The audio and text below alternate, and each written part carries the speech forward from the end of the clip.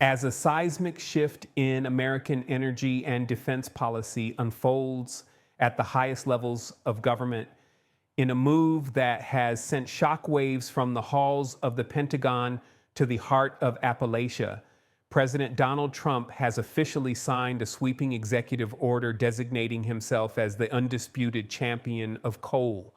This directive, which was finalized late yesterday and has dominated the national conversation throughout the day, explicitly orders the Department of Defense, or the Department of War, as the president has pointedly rebranded it, to pivot its massive energy procurement strategy away from renewable sources and toward long-term contracts with the nation's coal-fired power plants.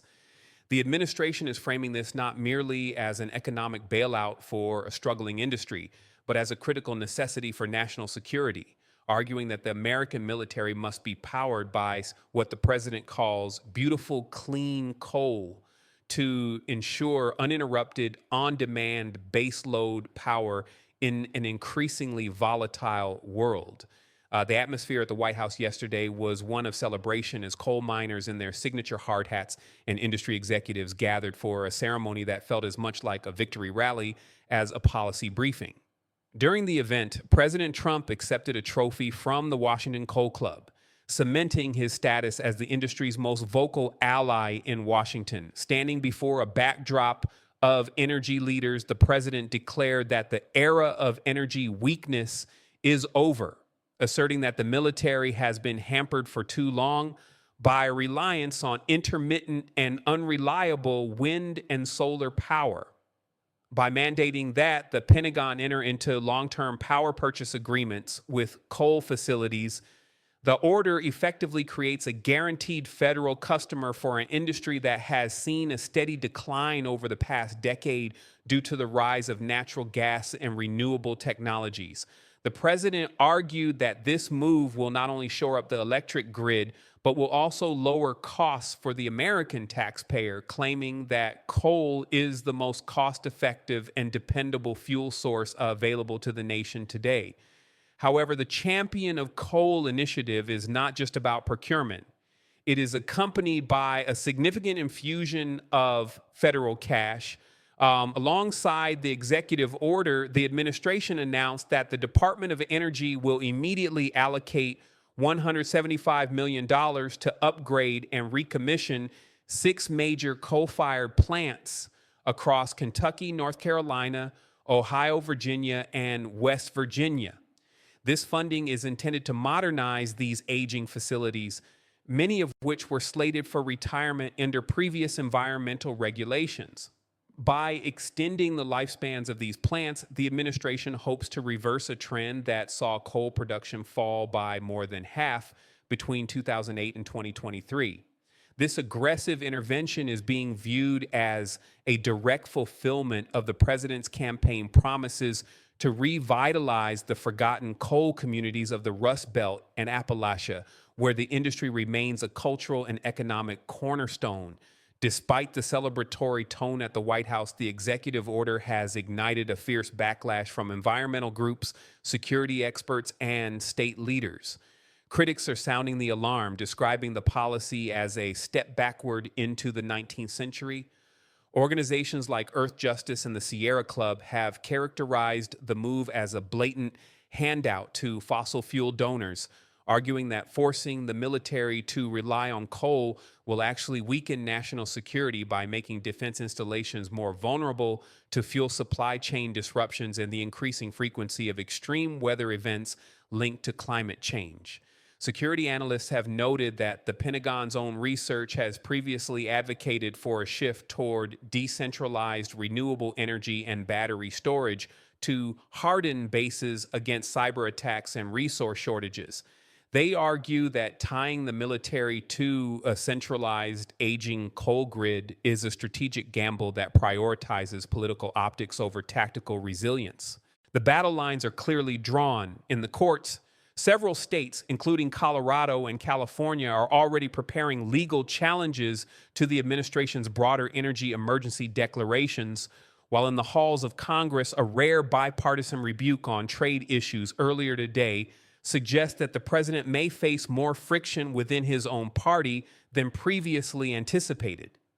The champion of coal order is more than just a policy change.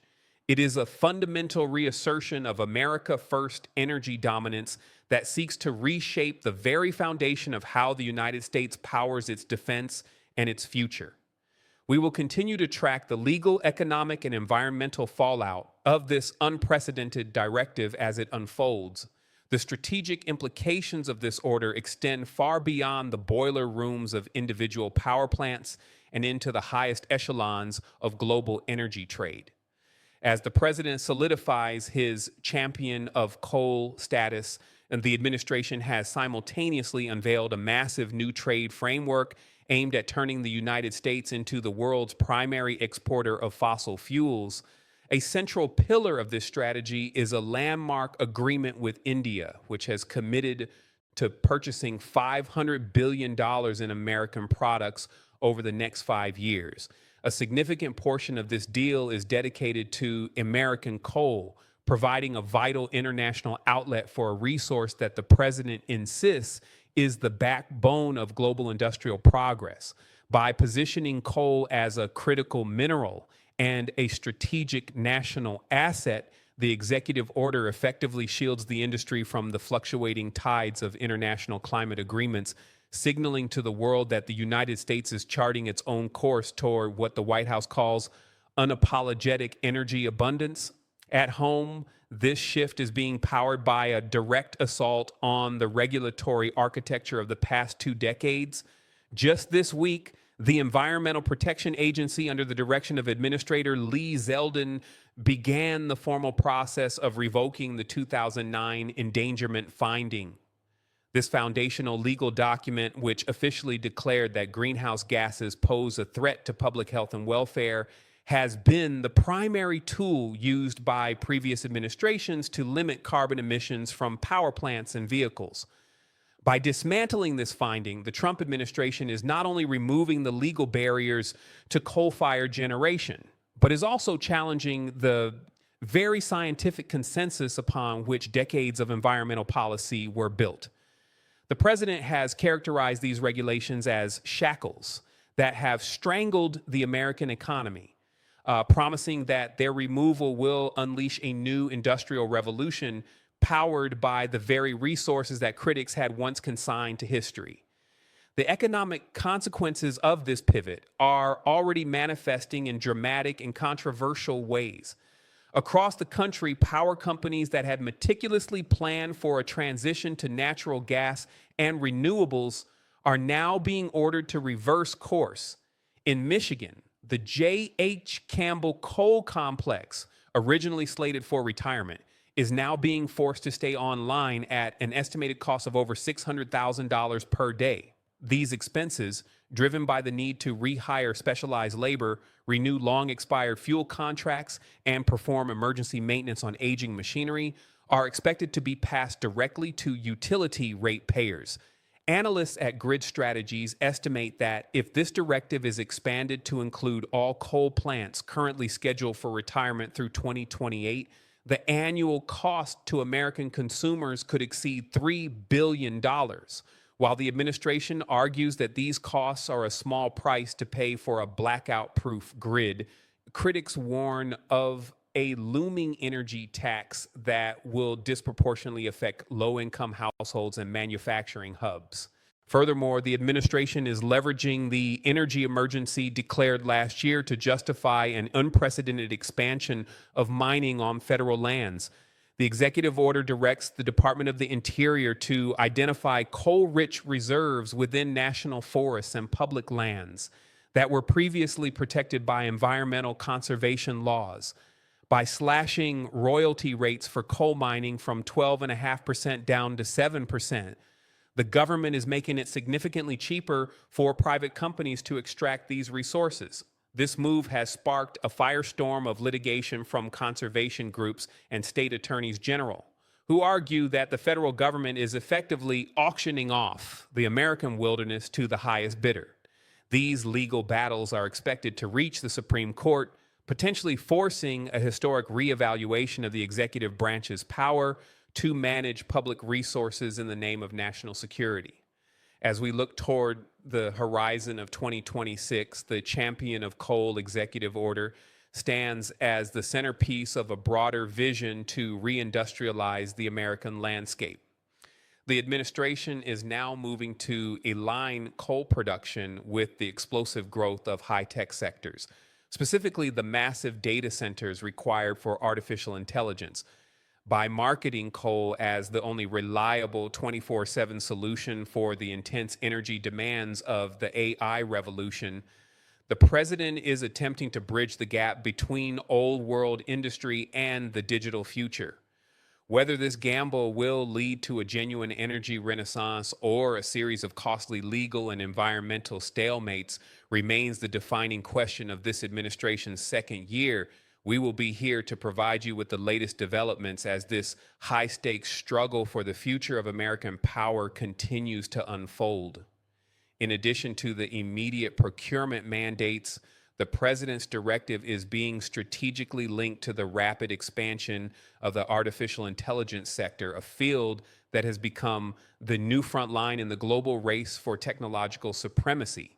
The administration is positioning coal not as a relic of the past, but as the only all-weather 24/7 energy source capable of meeting the gargantuan power demands of modern data centers. White House officials have argued that the intermittent nature of renewable energy is a bottleneck to AI development, warning that if the United States cannot provide a stable, massive supply of baseload power, the AI crown could slip to adversaries like China. By rebranding coal as the fuel of the future, the president is attempting to forge an unlikely alliance between the heavy industries of the 20th century and the high-tech titans of the 21st, promising a new era of unleashed American intelligence powered by unapologetic American energy. The scale of this transition is further underscored by the administration's move to officially designate coal as a critical mineral. This reclassification, made possible through emergency powers granted under the Federal Power Act, allows the government to bypass traditional environmental review processes and fast-track the permitting of new mines and infrastructure. Under this critical designation, coal projects are now eligible for the same federal supports and streamlined approvals typically reserved for rare earth elements essential for high-tech manufacturing and defense. Interior Secretary Doug Burgum has already begun implementing this policy, opening over 13 million additional acres of federal land in states like North Dakota, Montana, and Wyoming for coal leasing. This aggressive expansion of mining on public lands is being framed as a vital step toward energy dominance, though it has predictably sparked a wave of protests from indigenous groups and conservationists who see it as a permanent scarring of the American landscape. On the international stage, the champion of coal policy is reshaping American diplomacy into a tool for fossil fuel exportation. During a recent high-level visit to New Delhi, administration officials finalized a series of agreements that will see American coal exports to India surge to record levels. By framing these exports as a way to provide affordable, reliable energy to developing nations, the president is positioning the United States as a global energy provider that prioritizes economic growth over international climate mandates. This energy-first foreign policy is a direct challenge to the global movement toward decarbonization, signaling that under this administration, the United States will use its vast natural resources as a primary lever of geopolitical influence. The message to the global community is clear. America is no longer interested in phasing out fossil fuels. It is interested in dominating the market for them. As we conclude this special report, the long-term viability of this coal renaissance remains the subject of intense debate. While the administration points to the stabilization of coal town economies and a 15% increase in coal power generation over the past year, as proof of success, critics point to the rising costs for utility ratepayers and the irreversible environmental toll as the true price of this policy.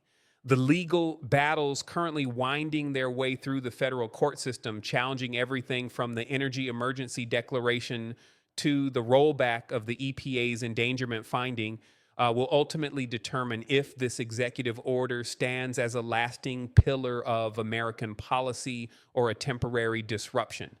Whatever the outcome, the Champion of Coal directive has undeniably altered the trajectory of the nation's energy future, setting the stage for a profound and enduring conflict over the very definition of American progress. The Champion of Coal executive order is now in full effect, and its ripples will be felt across the economy, the military, and the environment for years to come.